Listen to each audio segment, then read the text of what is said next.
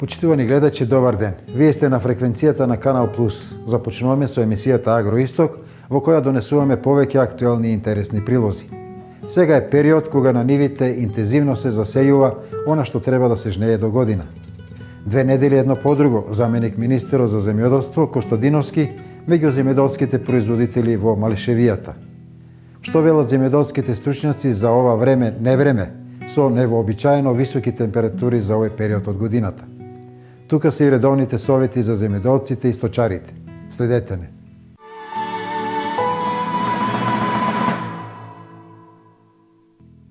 Поволните временски прилики земјоделците ги користат за завршување на есенската сејдба. Во источниот низински регион доминираат пченицата и јачменот. Имаме рапорт од Виница за текот на сејдбените активности во таа општина. Пченицата е културата која доминира на виничките полиња. Од планирани 628 хектари заклучно со 10 ноември, засејани се 586 хектари или 93,31% од планираното. Најмалку има јачмен, само 41 хектар, чија сејдба е комплетно завршена. Според проценките на подрачната единица во Виница, поволните временски услови овозможиле есенската сејдба да се реализира со околу 80%. Имавме екстремно долго топло и сушно лето. После тоа топло и сушно лето следуваше период пред се првата половина на месец октомври со обилни врнежи од дожд, кои допринесоа да почне да биде доволно заситена со влага, и тоа беше неопходен предуслов за почнување на подготовките за есенска сејдба. Со оглед на тоа дека потоа следуваше период на ведро, на суво и топло време, која овозможи нормална и непречена есенска сејдба. Така да нашите планови беа во однос на претходната година беа намалени во делот на есенската сејдба, меѓутоа имајќи во предвид поволните временски услови, пред се втората половина на месец октомври и првата половина на месец ноември, есенската сејдба се одвива непречено и во оптимален рок, така да ќе бидат засејани предвидените планирани површини со есенска сејдба, дури и надфрлени од предвидениот план. Можеме да кажеме дека со планот ни беше предвидено сејдба на 335 хектари на пшеница, 41 хектар на рж, 241 хектар на јачмен и останати житни култури. Имаме пред се третикалето 11 хектари. Меѓу индустриските култури единствена за која земјоделците имаат и се повеќе интерес да ја одгледуваат е афионот, кој ќе покрива цели 15 хектари од земјоделските површини. Можеме да кажеме дека овие култури што се засејуваат, житни култури, традиционално отприлика бројките се движат во овие рамки. Афионот може да кажем исто како култура дека традиционално се засејува на подрачјата на општина Виница, па дури може да се каже и малку повеќе, имајќи во предвид дека последните години имаме и добра цена, што на некој начин е примамлива за нашите одгледувачи, така да и производството на фион е застапено во малку. Колку во однос на лани има повеќе сега? Некаде околу 10% имаме зголемени површини од фион, со тоа што имаме можност во текот на пролетните месеци, односно зимско-пролетните месеци, да имаме и пролетна сејдба на фион, така да површините од 15 хектари ќе бидат најверојатно зголемени на 20 хектари. Градинарските и фуражните култури се застапени минимално со по 2 хектари и тука сејдбата е целосно завршена. Инаку во подрачната единица во Виница завршено е пријавувањето за легализација на насади, за што се поднесени 36 барања, а во тек е комплетирањето на документацијата за 10 органски производители на ниво на општина. По огласот за закуп на државно земјоделско земјиште, во Виница се доставени 40 барања, за кои Министерството треба да се изјасни до крајот на годината.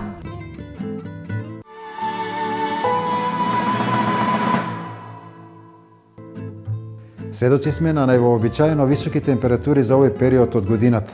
Како ваквите температури се одразуваат на едногодишните и повеќегодишните култури. Пред се факт е дека влада невообичаено топло време за овој дел од ноември. Оние кои што се во мој возраст паметиме дека снег пагил и на Митровден, 8 ноември, а денеска веќе температурните вредности треба да дојде скоро од 17-18 степени на позитивна Целзиусова скала. Треба да напоменеме и тоа дека од завршетокот на жетвените активности до пред 2-3 недели, додека не дојде оној седмодневен дождовен период имавме многу мали количини на врнежи и од тука неголемиот број од земјоделските производители не успеа навреме да извршат основна обработка на почвата. Сето тоа придонесе се создадат едни услови во кои есенската сеидба, една од најважните операции во земјоделството, не успеа навреме да биде подготвена, а со само тој да биде извршена. Од тука временскиот период во кој што сега се одвиваат земјоделските активности, посебно во полјоделството, се сведе на тоа да се изврши квалитетна обработка на почвата, создавање на оптимални услови во водно-воздушен режим на истата за поставување на семето во почвата на оптимална длабочина и се разбира да се чекаат соодветните услови за негово поникнување. Со оглед на тоа дека во земјиштето има доволни количества на влага, температурите во утринските часови не се премногу ниски, можам да заклучам дека условите за несметано поникнување на посеаните површини се во оптимални рамки. Меѓутоа, треба да бидеме свесни дека они кои што имаат така наречено задосната сеидба, особено кај јачмена чии оптимални периоди за сеидба се веќе завршени, може да очекуваат доколку се случи драстично опаѓање на утринските температури или во негативни температури во цело време трајање на едно деноноќе, може да очекуваат известни оштетувања по нивните површини. Инаку што се однесува до фенофазниот развој, полјоделските култури пред се житариците, значи пченицата, јачменот, тритикалето и сличните на нив, уште малку до декември ќе треба да навлезат во фаза на 2 до 3 листа, фаза во која што тие презимуваат или ја преминуваат ниските температури, кога издржуваат и до минус 18 степени Целзиусови, за да потоа ги поминат во така наречени фенофазен интензивен пораст и прираст. Значи да затвориме поглавието околу полјоделското производство, сегашните услови им одат на прилог на оние земјоделци кои не успеале навреме да извршат подготовка на почвата за есенска сеидба и кои задоснали со истата. Во поглед на повеќегодишните култури, пред се на овоштарството и на лозарството, овошките и лозата се наоѓаат, веќе навлегуваат во фаза на релативен мир. Значи, сите оние водата во слободна состојба веќе е во друга фаза, значи со поголема концентрација на клеточниот сок, што возможува издржување на поголеми ниски температури. Полека сите материи, да не ги замораваме сега вашите гледачи со стручни термини, најголемиот дел од материите од листовите и од погорните делови се повлекуваат во деловите од растението за да може да издржат ниски температури. Од тука ова време не треба да предизвика никакво бојазност кај одгледувачите на винова лоза и кај овошните култури. Она на кое што ќе треба да внимават е да извршат обележување на оние овошни стебла и лозни чокоти каде забележале развој на болести и штетници во текот на годината. Истите да ги обележат и штом помине јануари, февруари, доколку се работи, се разбира за нешто помали број на овошни садници или чокоти, да извршат нивен третман со посебни алати кои што ќе бидат дезинфицирани после секоја употреба и преместување од едно на друго место, за да се избегне пренесување на болестите и штетниците кои што придонеле да се јави некое оштетување кај садниците.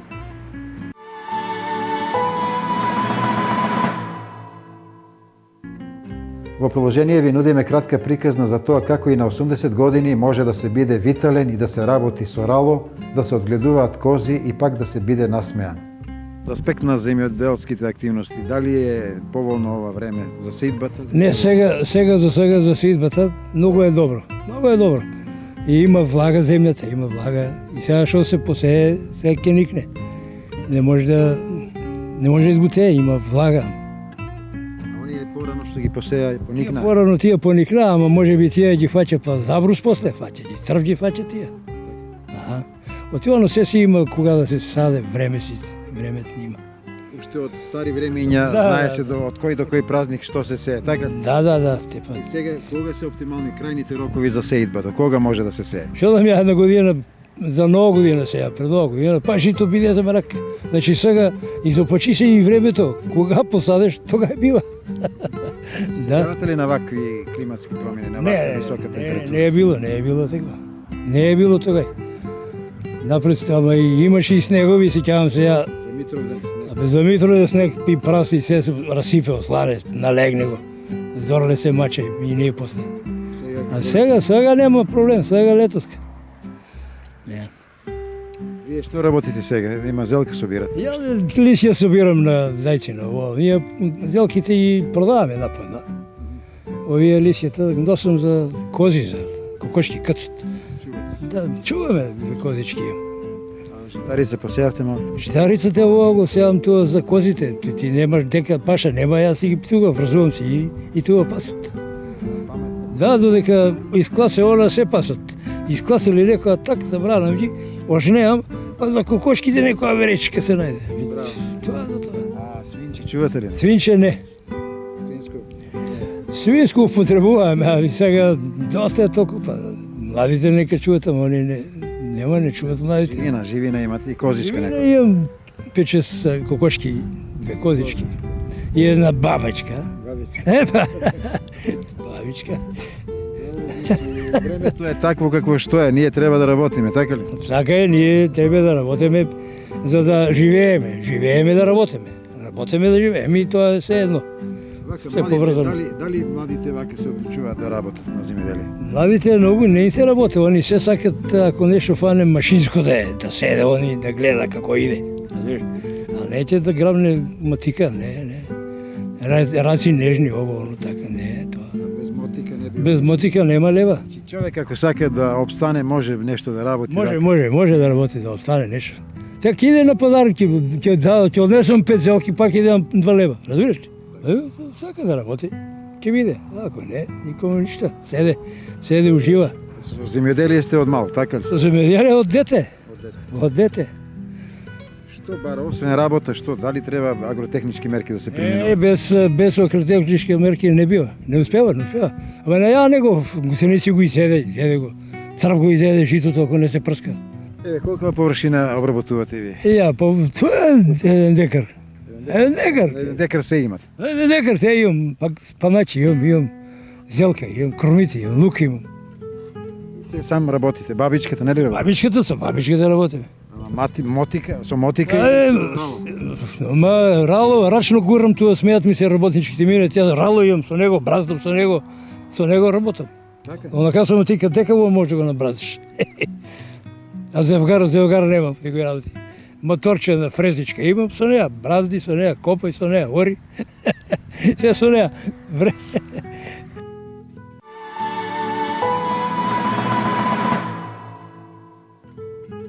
Заменик министерот за земјоделство Ванчо Костадиновски меѓу земјоделците во Малишевијата. Да проследиме која беше целта на неговата посета во овој регион, во кој како поддршка на земјоделците само во последните 5 години се издвоени субвенции во вредност од над 5 милиони евра. За оние кои се до 40 години, а сакаат да отпочнат со собствен бизнис, владата нуди финансиска поддршка. Со други зборови, 10.000 евра ќе добијат најквалитетните бизнис програми. Оние кои што се до 40 години, кои што сакаат да се занимаваат со земјоделство, владата на Република Македонија во една од програмските определби го стави под она што значи финансирање и поддршка, финансиска поддршка на оние кои што сакаат да отпочнат со земјоделство и кои што се до 40 години, да преку програмата за рурален развој обезбедиме по 10.000 евра поддршка за оние кои што ќе достават деловен план, бизнес план, програма за работа и каде што ќе набават опрема, земјоделска механизација или ќе набават стока за одгледување и така натаму. Значи, на јавниот оглас беа пријавени повеќе од 140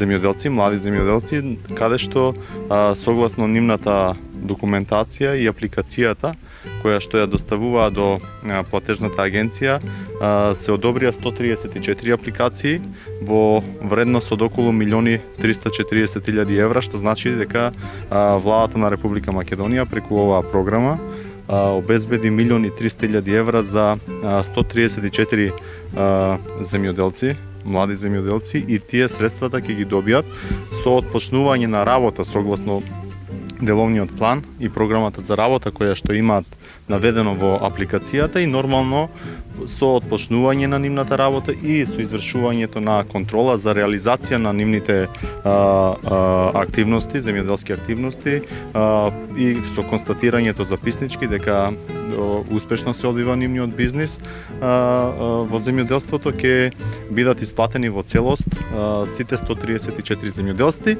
И едно нешто што е битно и што сакам да го порачам од овде, од општина Берово, за сите оние кои што се заинтересирани и се млади кои што сакаат да се свртат кон земјоделството, бидејќи има мноштво на мерки кои што владата на Република Македонија преку програмата за рурален развој и програмата за директни плаќања ги овозможува на земјоделците да отпочнат со бизнис и оние кои што планираат следната година, бидејќи следната година исто така планираме да продолжиме со оваа мерка и бројот не е ограничен, односно сите оние кои што ќе бидат пријавени согласно програмата за работа во земјоделството, која што ќе ја достават, ќе бидат финансирани во вредност до 10.000 евра.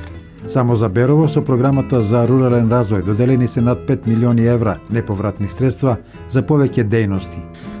Владата на Република Македонија преку програмата за рурален развој има обезбедено повеќе од 24 милиони евра за повеќе од 100 корисници кои што ја искористиле таа мерка која што е популарна и која што ја нарекуваме 50-50, односно по целосна реализација на инвестицијата за модернизација на нивните земјоделски стопанства преку набавка на современа земјоделска механизација, преку набавка на грла на говеда, значи набавка на стока, преку набавка на овошни насади. Агенцијата има исплатено од буџетот на Република Македонија повеќе од 24 милиони денари за повеќе од 100 корисници во општина Берово. И едно нешто за кое што сме дојдени денес е да направиме увид во она како успешно се одвива и се реализира една инвестиција во село Смојмирово во Жито Малеш, каде што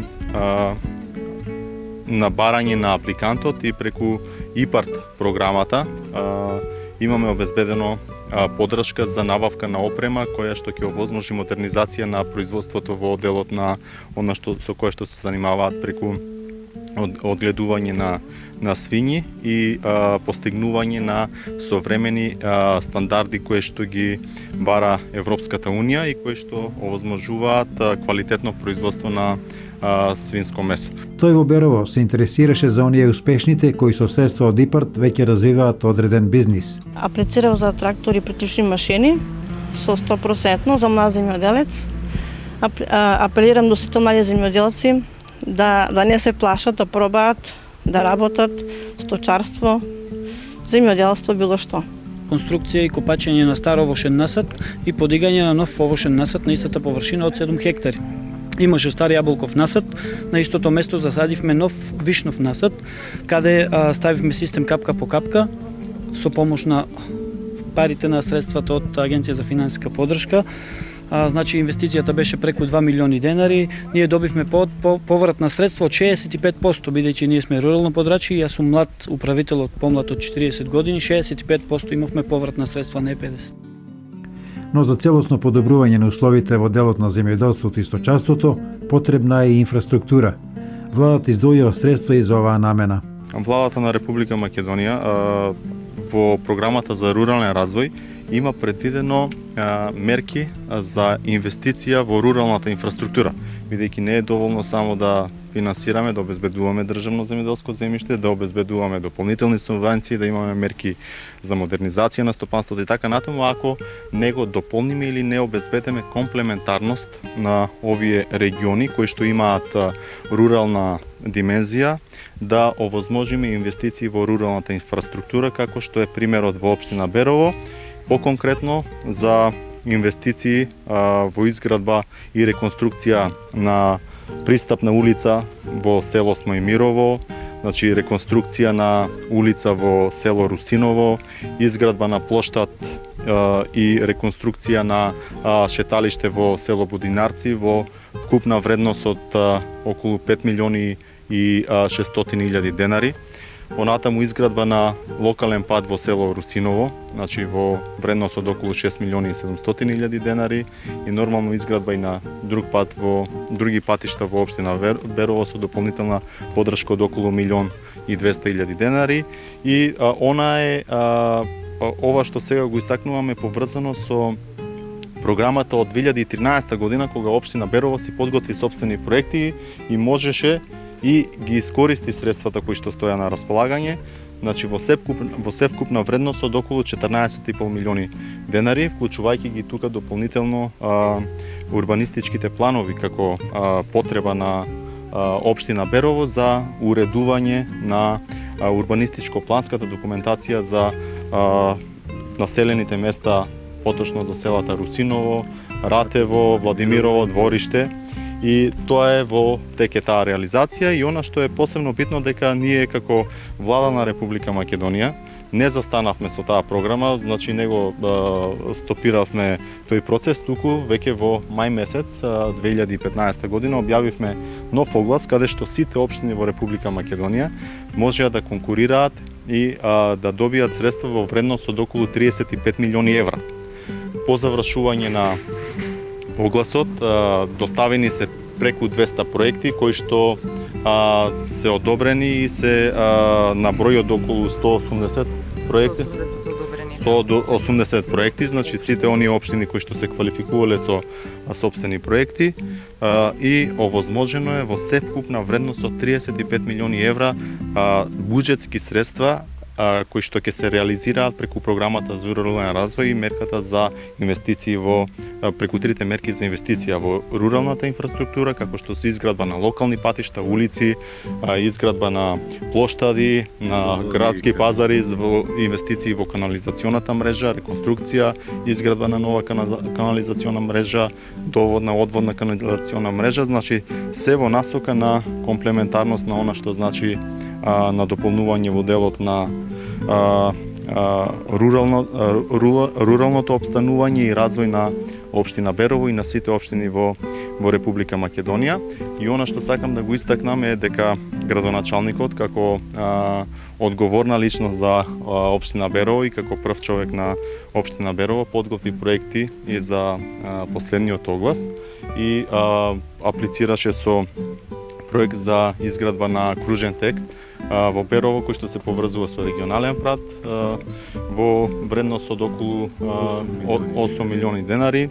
Понатаму исто така и предвидено изградба на улица во село Смојмирово, исто така нова инвестиција и инвестиција во изградба на пат кој што е по локален пат Берово-Абланица, кој што е исто така некаде во вредност повеќе од околу 11 милиони денари, значи севкупно некаде околу 21 милион денари. Значи околу 6 милиони денари, 6 до 7 милиони денари повеќе средства отколку претходниот оглас и ова се средства кои што владата на Република Македонија преку буџетот ги реализира и ги инвестира во општина Берово за изградба и подобрување на животниот стандард не само на земјоделците, туку и сеопшто на граѓаните во општина Берово.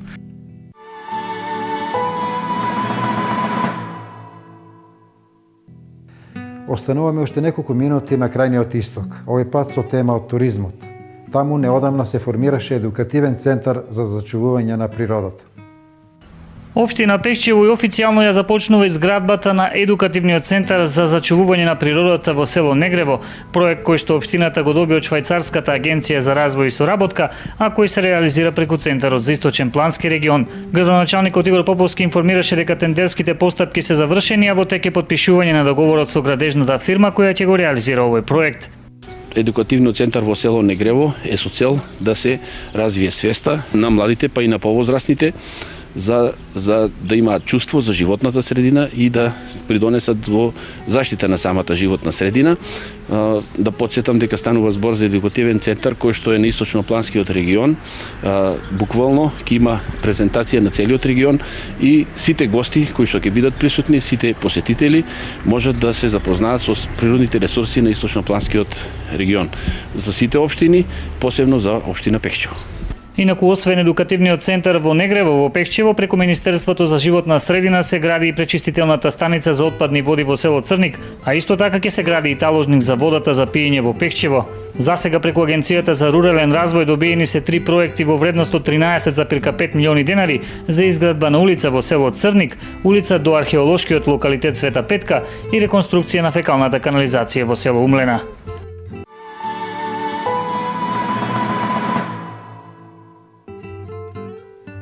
Поддршка на земјоделците им даваат и различните здруженија. Тоа најчесто го прават преку проекти. Во регионот речиси 20 години во служба на земјоделците е здружението Агропродукт. Улогата која е во статус пишена на здружението е да дава услуги на членовите на земјоделците, да дава заедничко решавање на проблемите, да помага на земјоделците во нивните проблеми, да ги застапува пред институциите на државата. И така, од прилика тоа се баве здружението. Во самото здружение има 6 асоциации формирано, кои делуваат со различен карактер према земјоделската дејност која е членот. Така да имаме асоциација на млеко и млечни производи, асоциација на производители на месо и месни производи, асоциација на печуркари, асоциација на пчелари, асоциација на поледелци и градинари. За здружението може да се пофалам дека до година ќе прави 20 години од формирањето. Ние ги нудиме услуги, даваме на луѓето, едукација, информација, застапување на повторно пред институции државни, организираме после на сајмови, разни проекти кои сме до сега имале, се дел уклучени земјоделците, кои точно за ние се предвидени и така ги решаваме нините заеднички проблеми што ги имат и ние уклучуваме се сосажуваме со нив и така ги решаваме проблемите. Можам да кажам слободно дека 20 години помина пат кој и не така баш едноставно беше да се обстои, бидејќи ова финансирање на здружение, секој здружение се знае дека од донација, од членарина, од проекти се финансира. Така да што реков, само добра тимска работа во раководниот тим само може да продолжи да обстои здружението. И ние сме имали многу проектни активности.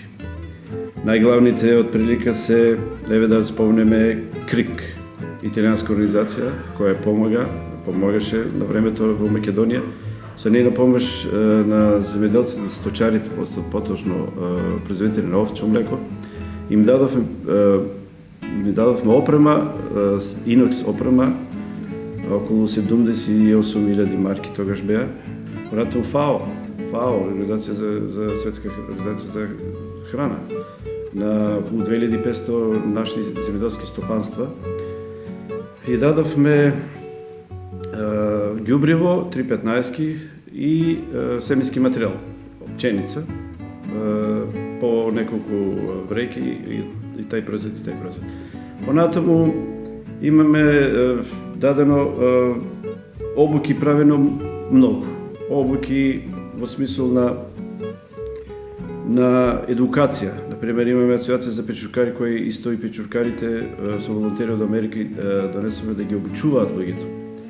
Како се произведе премер шампиньонот, како се произведе, како се пакува, како се произведе, како се става во саламура и сите тие работи и дури опрема. Повторно дадовме со странска донација луѓето во Штип. Друга што е ВОКА, организација ВОКА, исто така со помош на ВОКА испраќаме доста луѓе за таа америчка организација која ги испраќавме и за Америка луѓе, наши фармери, да ги посетат тогашните фармери таму, да видат како е искуството таму, да го доловат, да го пренесат тука. Понатаму, Круна, да речеме, као едно од поглавните што може да се пофали, не може секој да се пофали, нашето здружение имаше таква среќа да влезе во хуманитарна акција, да посредува и да дава храна на бегалците која беше војната во Србија и во Косово.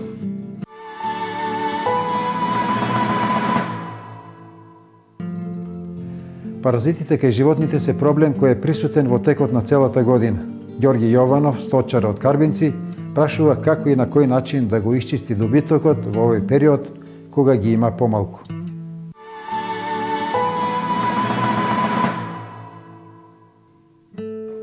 Во рамките на оваа емисија на прашањата кои ги поставуваат сточарите, односно фармерите, Ова прашање е интересно кое го слушнавме од сточерот. Поверувам дека и заслужува малку повеќе внимание, бидејќи како резултат на активностите кои ги преземаат сточарите од страна на ветеринарните друштва, обврска е на истите да извршат прочистување на животните, конкретно зборуваме сега во овој период за овците, а и за крупниот добиток, телињата и кравите. Тоа е прочистување од внатрешни и надворешни паразити.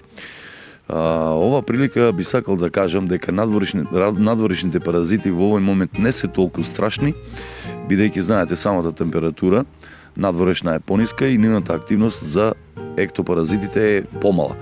Но внатрешните паразити представуваат сериозна закана и сериозен проблем како економски, така и по здравјето на самите животни. Обврската на сите сточари во овој период, бидејќи знаете, сега не се молзат, поготово овците и козите, убаво е и е здраво за единката да се направи прочистување од внатрешни паразити. Кај телињата тоа е задолжително, поготово кај оние групи на телиња кои што се за тов, бидејќи со самото прочистување и ослободување од паразитите доаѓа до зголемување на телесната тежина, истите не губат, не застануваат во растот, него едноставно се прогресивни. За овците и козите би кажал е добро да се сега во овој период направи, бидејќи не се мозат, што значи нема каренца за лекот кој што ќе се стави, односно ќе се аплицира, а ефектот од апликацијата на лековите за прочистување од внатрешни паразити е голем. Најповеќе има економско значење, а второ е и здравјето на животните. Акцијата која што беше да треба да се вакцинираат против ентеротоксемија, односно против фрлање на плодовите, таа е во тек, а оваа активност, верувам дека сите оние сточари кои се во можност, а верувам дека подобар дел од нив се во можност, ваквото нешто ќе го спроведат се со цел како би немале штети, односно би можеле своите животни да ги заштитат.